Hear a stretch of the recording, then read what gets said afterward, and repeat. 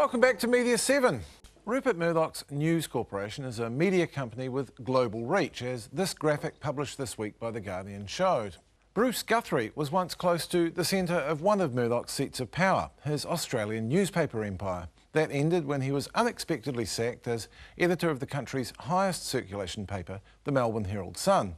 He went on to win more than $500,000 in a sensational legal action against his former employer, and now there's a tell-all book, Man Bites Murdoch. I asked Bruce Guthrie for his observation about the man who wields such influence over the Australian public and the politicians. He now controls 2/3 of the Australian print industry. And so it gives him enormous influence, and he's not afraid to use it. So if you live in any major capital in Australia, you read a Murdoch paper, and in most Australian mainland capitals, you only read a Murdoch paper. Rupert Murdoch likes competition, but he likes monopolies as well. So I think his enormous growth over the last quarter century has in part, both here in Australia and in Britain and the United States, been because he's been able to very judiciously apply that power. But I mean, it's not in an overt way. It's probably through a lot of networking and a few well-placed phone calls here and there, but he tends to get his way.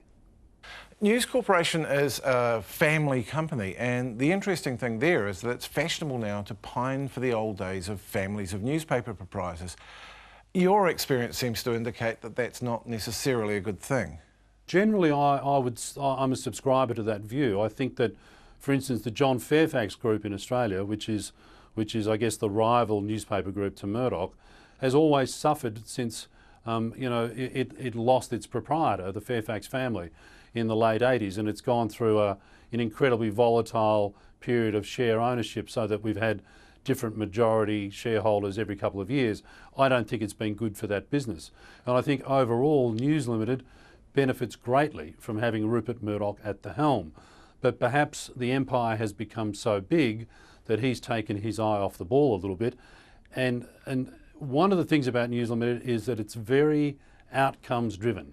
It's not really big on process, and if you don't do the processes right, you can end up with things coming back to bite you. So hence, we now have News Limited defending a phone hacking scandal in Britain.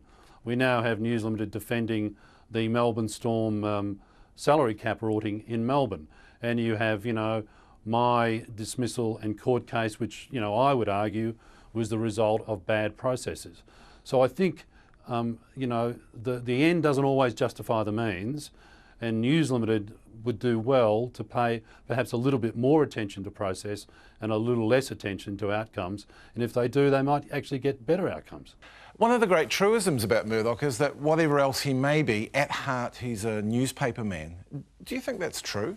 I do think so. And I think, he's always at his best, and he's always at his most industrious, and he's always most excited when he's on, he's got the sniff of a good story. And I think that feeds the organisation in a very positive way, but sometimes they overreach. And, I've given you a few examples of that.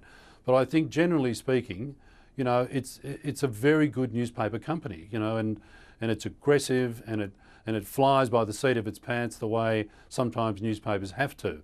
But I think they've been caught napping a little bit on the move to digital media, and I think that's because Rupert's love for newspapers probably convinced him that there was no future online, and of course now he's playing catch up. And yet there do seem to be cases, including your own, where it's clear that Murdoch won't stand on editorial principle if it doesn't suit his business aims. Oh, look, Russell, the one thing you absolutely have to understand about Rupert Murdoch, he's not interested in journalism, he's only interested in audience. Audience trumps journalism every time. And so as an editor, what he wants to talk about on his annual visits, and I think he's due in Australia later this month, is, how are the figures? He doesn't want to talk about what the page one lead was or what the great scoops were. Are the circulation figures good? Are the readership figures good? Is the revenue, projections good? Are they good? It's all about audience, and journalism is a means to an end, but that's the end, and it trumps everything else. In terms of those meetings that will take place when he comes, you've described in the book what seems like an extraordinary degree of deference to Murdoch. Has that always been the case? Certainly in my experience, I first worked for Rupert Murdoch in the 80s when he took over the Herald Weekly Times, and I was working there. Suddenly I became one of his executives. And I think over the intervening 20 years, that deference has grown. And I think sometimes it actually holds back the company and holds back managers, because they spend a lot of time anticipating what he might want, what he might do, which way he may go on this issue, this story, this business decision. You know, sometimes I wish there would have been more autonomy and more risk-taking at the manager level. But, you know, he's now approaching his 80s and he's still very much across the company and very much the man running the company, which of course in the long term creates a problem, because I'm not sure what will fill that vacuum when inevitably he moves on. In Britain at the moment, there seems to be an establishment backlash at the idea of Murdoch's plans to buy out the rest of B-Sky B, and the fear is that he will have a dangerous dominance. Is that a valid concern? Oh, absolutely. Look, I think the biggest single issue for democracies, you know, around the world is the diversity of media ownership. In Australia, I believe we have too high a concentration. In Britain, they're obviously starting to worry about that as well. I think we need more owners, not fewer owners. The good news is that I think the digital space will bring that about naturally, because whatever you say about the internet is that it removes those huge barriers to entry. You don't have to have a massively expensive printing press.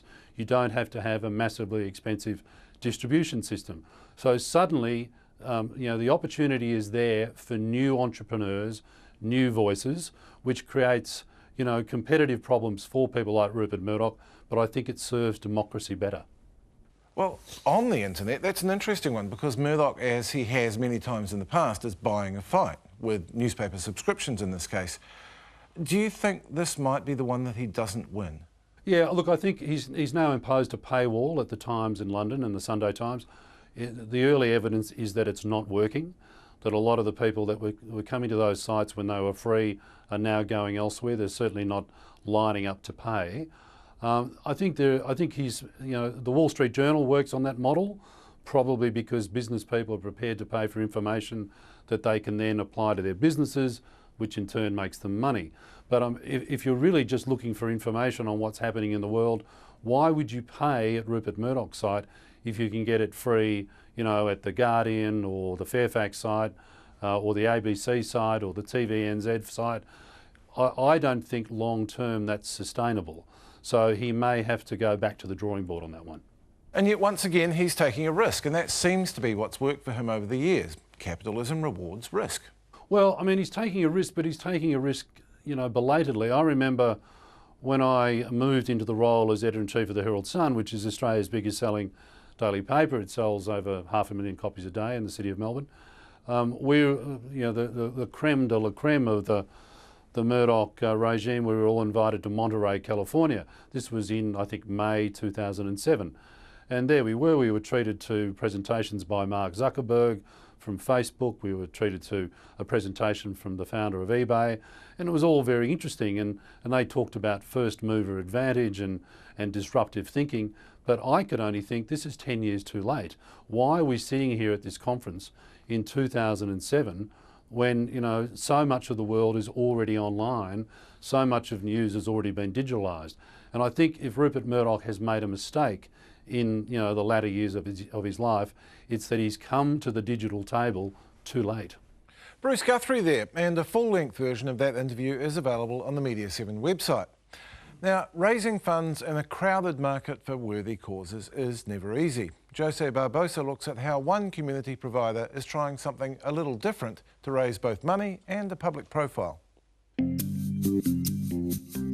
This is John McCarthy.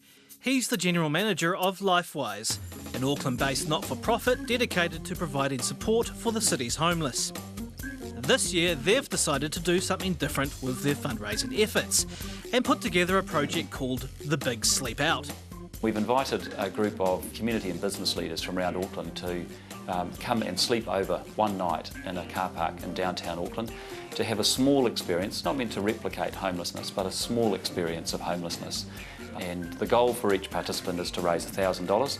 For this to work, John and the team needed to create a specialised website, but that was money they just didn't have, so they turned to an interesting initiative called Y Media.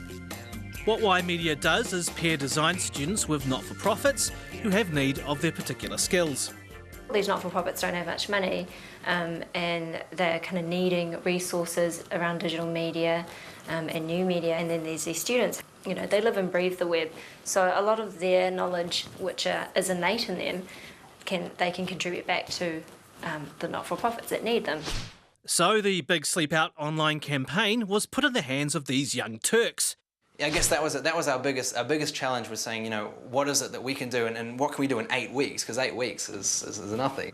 We used social media technologies that they could utilise with very, very low cost. So we use a company called Fundraise Online who have set up all the technologies and things to easily donate, and we just incorporated their technology on the website with a widget that shows how much they've raised, and people can easily go on and sponsor them. They weren't really expecting that. They said, you know, maybe if you could update our website or you know, add a little bit to it. But we said, you know, hey, we can use WordPress. We can make something new and integrate it however you like. As a fundraising exercise, the Big Sleep Out has done pretty well. It looks like it'll pass its target of $50,000. But the fact LifeWise needed to do this at all highlights the difficulty of raising the organisation's profile. If you're dealing with, you know, pretty unpalatable issues, or, you know, issues that are not necessarily, don't necessarily create nice kind of cuddly media moments, and, you know, homelessness and folk who are homeless, with the greatest respect to them and to the media, don't often create those moments. You have to be particularly creative about how you engage people with that topic, and also how you use it to raise money. Complicating things is the fact that not all publicity can be helpful. Inevitably, when a media organisation wants to do a story about homelessness, they want to come in and interview someone who's homeless, or follow them around with a camera all day and peer into their lives. And, you know, our clients have said to us that they don't want that to happen to them, and as best we can protect them from that, we will. So the Big Sleep Out is not only a fundraising event, but also a publicity drive, and one that could actually do a lot of good, not only for those involved, but for those less fortunate.